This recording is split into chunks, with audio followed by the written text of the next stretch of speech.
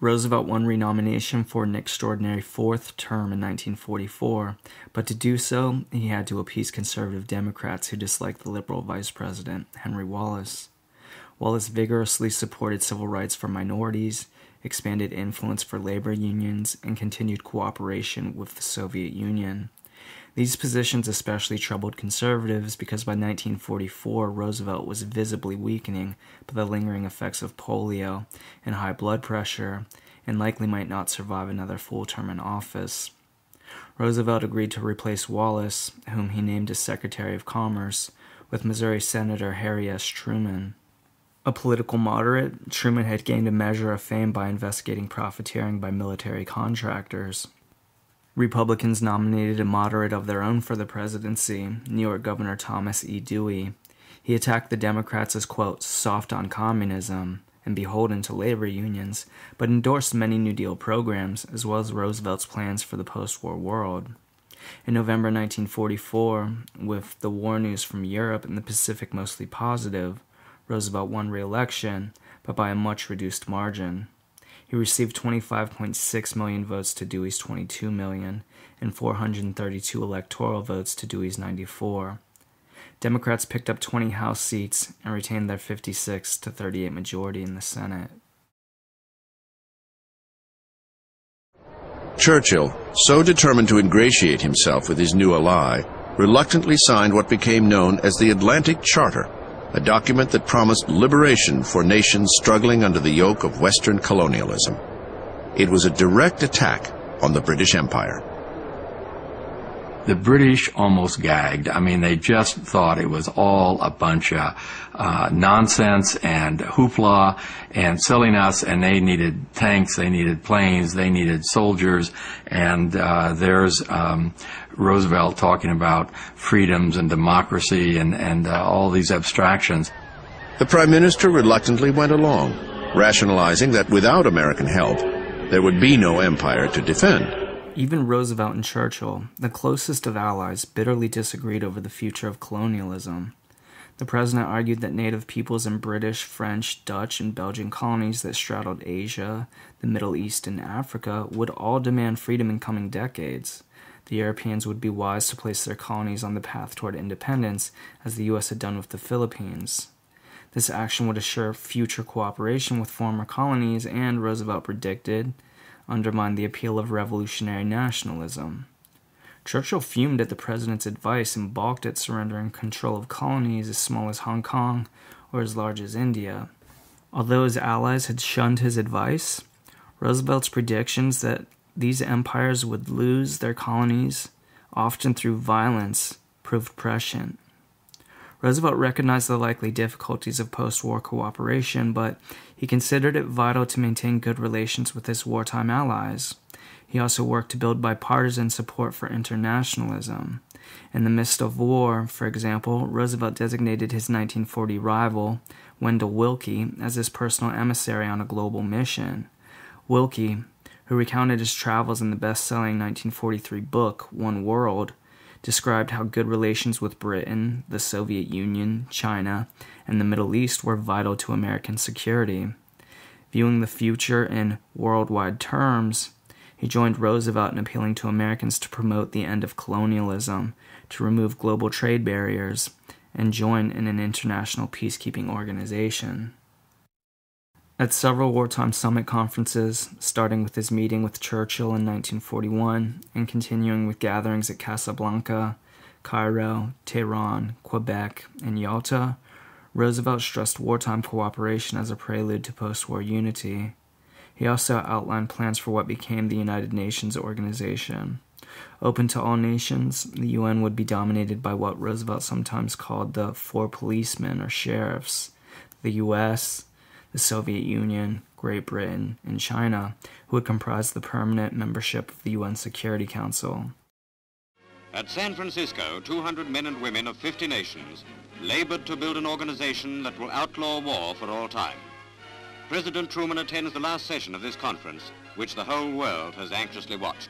There were many who doubted that agreement could ever be reached by these 50 countries, differing so much in race and religion, language and culture.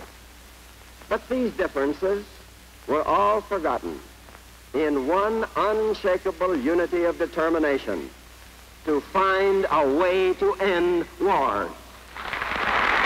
Between 1943 and 1945, the British and Americans, joined by Charles de Gaulle's Free French forces, occupied and established pro-Western, non-communist regimes in North Africa, Italy, Greece, France, and then Western Germany, Japan, and Southern Korea.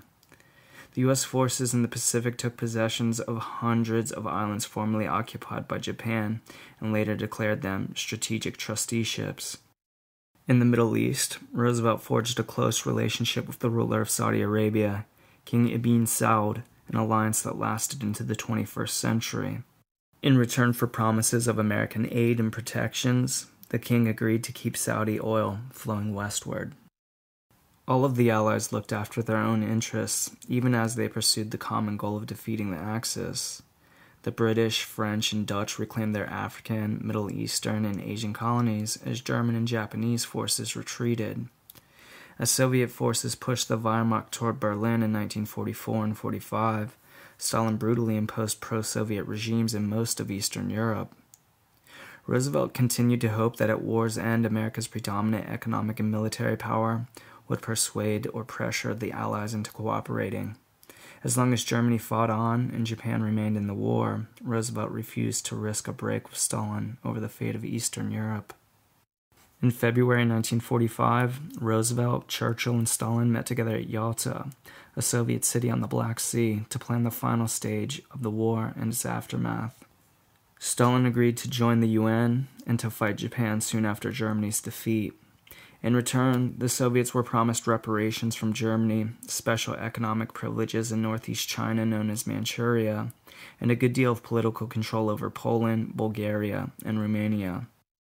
Critics soon labeled the Yalta Accords a sellout by Roosevelt, who was either too ill or naive to resist Stalin.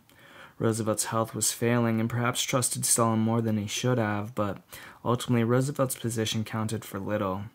Soviet forces already controlled or soon would control most of Eastern Europe, thus they had a free hand to set up puppet regimes. Furthermore, misgivings about Stalin's intentions were outweighed by the insistence of nearly all American military planners that Roosevelt make whatever concessions were needed to guarantee Soviet military help in the final stages of defeating Germany in what looked to be a prolonged struggle to subdue Japan. These considerations outweighed sympathy for Poland or China. In later years, Yalta became a conservative buzzword for betrayal or appeasement of Stalin. But in 1945, most Americans applauded Roosevelt's achievements. The wisdom of continuing to cooperate with the Soviet Union seemed confirmed by the immense human costs in the final stages of the war. During April and May 1945, the Soviet offensive that ultimately captured Berlin in the face of fierce resistance cost the Red Army hundreds of thousands of additional dead and injured soldiers. When Hitler killed himself inside his underground bunker at the end of April, and when the remnants of the Nazi regime surrendered on May 8th, most Americans saw the victory in Europe as a triumph of Allied cooperation. Similar considerations guided the strategy to defeat Japan. Japanese troops and suicide pilots had inflicted heavy casualties on Marines and soldiers who captured the islands of Iwo Jima and Okinawa during the first half of 1945. Japan's military leadership seemed determined to fight to the bitter end and had prepared the civilian population to join the army in resisting an Allied invasion set to begin near the end of 1945. Although casualty estimates were uncertain, no one doubted that large numbers of Americans as well as Japanese would perish in the final battles. The American air campaign had already destroyed most of urban Japan and killed more than 500,000 civilians. The naval blockade threatened to starve a large portion of Japan's 70 million residents unless the war ended quickly. American strategists were prepared to invade Japan, but they hoped that some other means to compel its surrender could be found. In the summer of 1945, two alternatives to invasion seemed possible. Stalin had promised to join the war against Japan 3 months after Germany's defeat, around mid-August. This support would dash Japan's hope that the Soviet Union might mediate something short of an unconditional surrender. A Soviet attack would also result in the death or capture of several million Japanese troops isolated in Manchuria and other parts of China. Japanese leaders also realized that if the Soviets entered the war, Stalin would demand an occupation zone like that in eastern Germany. Any or all of these factors, American strategists hope, might convince Japan to surrender. If not, the U.S. had additional leverage. In mid-July 1945, at the same time as American, British, and Soviet leaders were meeting in the Berlin suburb of Potsdam to haggle over the future of Germany and Eastern Europe, scientists in New Mexico successfully detonated an atomic bomb. If used to destroy one or two Japanese cities, military planners believed this new weapon might shock the Japanese into surrendering and thus make both Soviet help and an invasion unnecessary. The first two atomic bombs were transported to the island of Tinian in the Pacific early in August, where specially trained B-52 bomber crews readied the weapons for use.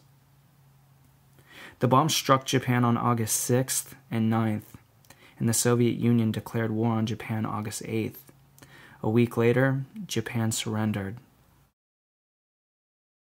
Put it there, boy. We'll show these fascists what a couple of hillbillies can do.